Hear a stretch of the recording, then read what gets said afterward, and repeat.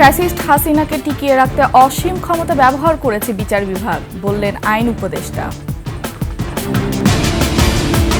বাংলাদেশ ব্যাংকের সাবেক deputy governor S K. সুরের বিরুদ্ধে দুদকের মামলা। শীতের তীব্রতায় জনজীবন ব্যাহত, বাড়ছে ঠান্ডাজনিত রোগ, চরম ভোগান্তিতে শিশুরা।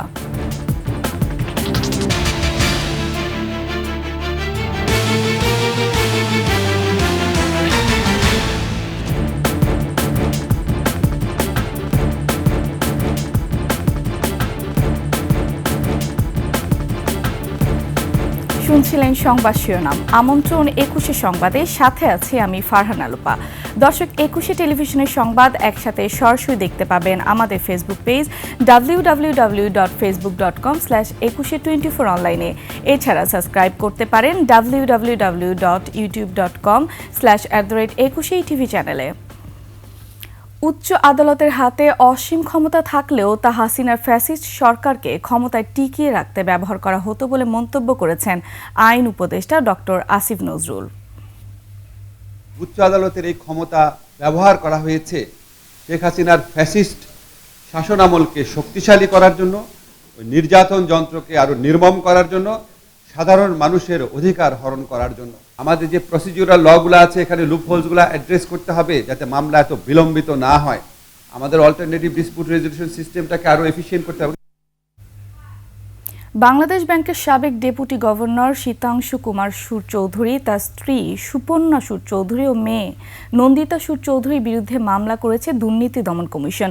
নির্ধারিত সময়ের মধ্যে সম্পদ বিবরণী জমা না দেওয়ার অভিযোগে এ মামলা করা হয়েছে।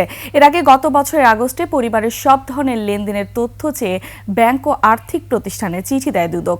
আলোচিত পি.কে. হালদারের আর্থিক কেলেঙ্কারিতে নাম আসায় ২০২২ সালে এস.কে. সুরসহ সংশ্লিষ্টদের বিরুদ্ধে অনুসন্ধান শুরু করে দুদক। ওই বছরের ২৯ মার্চে এস.কে. সুরকে তলব করে জিজ্ঞাসাবাদ করে সংস্থাটি। এর আগে international leasing and financial services limited থেকে ২৫০০ কোটি টাকার বেশি অর্থ লুটপাটের ঘটনায় তাকে জিজ্ঞাসাবাদ করা হয়।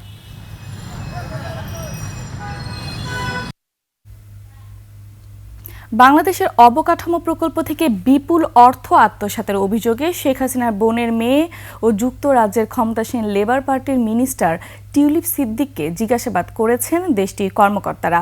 মূলত দেশটির মন্ত্রিপরিষদ অফিসের ন্যায় এবং নৈতিকতার দল তাকে জিজ্ঞাসাবাদ করে। এক প্রতিবেদনে এই তথ্য জানিয়েছে যুক্তরাজ্যের সংবাদপত্র সানডে টাইমস। ব্রিটিশ এই সংবাদ মাধ্যমটি বলছে, বাংলাদেশে একটি পারমাণবিক শক্তি প্রকল্প থেকে নিজের পরিবারকে প্রায় ৪ বিলিয়ন পাউন্ড আত্মসাৎ করতে সহায়তা করার অভিযোগে তাকে জিজ্ঞাসাবাদ করা হয়। টিউলিপ সিদ্দিক ব্রিটেনের ক্ষমতাসীন লেবার মন্ত্রিসভার সদস্য। তিনি economic secretary to the treasury and city minister হিসেবে দায়িত্ব পালন করছেন।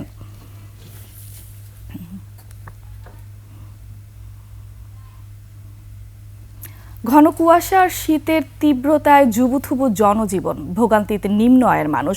গরম কাপড়ের দোকানের বেড়েছে ভিড়। ঘন কুয়াশায় ব্যাহত হচ্ছে যান চলাচল। শীতজনিত কারণে হাসপাতাল রোগীর চাপ বেড়েছে কয়েক গুণ। বেশি আক্রান্ত শিশুরা। এদিকে রোগীর তুলনায় শয্যা কম থাকায় চরম ভোগান্তির শিকার রোগী ও স্বজনরা। প্রতিনিধির তথ্যচিত্রে ডেস্ক রিপোর্ট। উত্তরের হিমেল বাতাস ও তীব্র শীতে পাবনার জনজীবনের স্থবিরতা নেমে এসেছে। কুয়াশার চাদরে ঢেকে থাকে চারিদিক। দিনের অধিকাংশ সময় সূর্যের দেখা মেলে না। ঘন কুয়াশার কারণে রাজশাহীতে বেলা 10টার দিকেও লাইট জ্বালিয়ে গাড়ি চলাচল করে। ঝিনাইদহে ভোর থেকে ঘন কুয়াশায় ঢাকা পড়েছে প্রকৃতি। সূর্যের দেখা না মেলায় শীত বেশি অনুভূত হচ্ছে। এতে বিপাকে পড়েছেন নিম্ন আয়ের মানুষ। মৌলভীবাজারে কনকনে ঠান্ডায় জনজীবনে নেমে এসেছে দুর্ভোগ। ঘন কুয়াশার কারণে রাতে ও সকালে যানবাহন চলাচলেও ঘটছে বিঘ্ন। ভোগান্তিতে পড়েছে নিম্ন আয়ের মানুষেরা, বিশেষ করে চা শ্রমিকরা। চুয়াডাঙ্গায় তীব্র শীতে বিপাকে নিম্ন আয়ের মানুষ। সন্ধ্যার পর থেকে বাড়ে কুয়াশার মাত্রা, সাথে হিমেল বাতাসে ভোগান্তিতে সাধারণ মানুষ। আমি কাজ যাচ্ছি, এত ঠান্ডায় এতে কাজ করা খুব অসম্ভব মতো হয়ে গেছে। কুড়িগ্রামে বেড়েছে শীতের তীব্রতা। কনকনে ঠান্ডায় ব্যাহত স্বাভাবিক জীবনযাত্রা। কাজে বেড়াইছি, গরিব মানুষ বহু দূর এসছি কাজত, এটি যদি কাজ না হলে আমরা খামো কি? সিরাজগঞ্জে শীতে চরাঞ্চলে বাড়ছে দুর্ভোগ। গরম কাপড়ের অভাবে দুর্ভোগে দিনমজুর ও দরিদ্র মানুষ। শীতের অবস্থা খুবই খারাপ, কুয়াশায় চতুর্দিকে অন্ধকার। শীতে হাত পা ঠান্ডা হয়, সে কাজ কাম করা যায় না, খুব কষ্টের মধ্যে আছি আমরা। শীতের তীব্রতা বাড়ছে শরীয়তপুরে। গত 3 দিন ধরে কুয়াশার সাথে গুড়ি গুড়ি বৃষ্টি হয়। একদিকে যেমন বাড়ছে শীত, অন্যদিকে উদ্বেগজনক হারে বাড়ছে ডায়রিয়ার প্রকোপ। এতে বেশি আক্রান্ত হচ্ছে শিশুরা। 100 শয্যার শরীয়তপুর সদর হাসপাতালের ডায়রিয়া ওয়ার্ডে মোট শয্যা 10টি। শয্যার প্রায় 7 গুণ বেশি ডায়রিয়া রোগী থাকায় হাসপাতালের বারান্দার ফ্লোরে অবস্থান করতে হচ্ছে আক্রান্ত শিশুসহ মা ও তার স্বজনদের। কালকে থেকে অনেকটাই বেটার।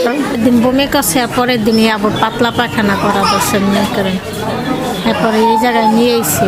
চিকিৎসা দিতে হিমশিম খাচ্ছে হাসপাতাল কর্তৃপক্ষ। গরমের তুলনায় এখন ডায়রিয়ার শিশুর সংখ্যা 4 গুণ বেশি। আর আমাদের এখানে আমরা যতটুকু পারছি চেষ্টা করছি, আমাদের এখানে 10টা সিট ডায়রিয়ার জন্য। বর্তমানে যে ডায়রিয়া রোগীগুলো আছে এর মধ্যে হয়তো 1/3 রুগী বেডে দিতে পারি, আর 2 ভাগ রুগী আমাদের ফ্লোরে রাখতে হয়। ফ্লোরে বেশি করে বারান্দায় প্লাস মেঝেতে রুগী আমাদের ভরপুর আছে। বাসি খাবার এড়িয়ে চলার পাশাপাশি শিশুদের মায়ের বুকের দুধ খাওয়ানোর জন্য পরামর্শ দিয়েছেন চিকিৎসকরা।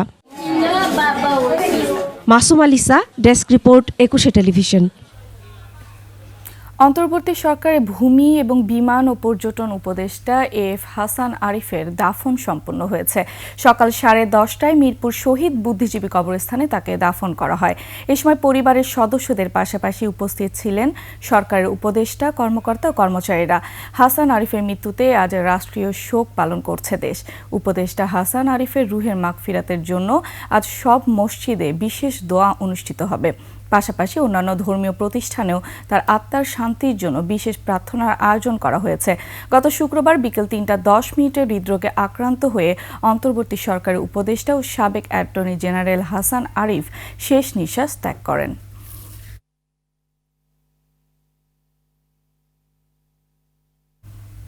দর্শক, এরই সাথে শেষ করছি দুপুর 21 সংবাদ। সর্বশেষ সংবাদ জানতে ডায়াল করুন 2021 নাম্বার আর ভিজিট করুন 21-tv.com ওয়েবসাইটে।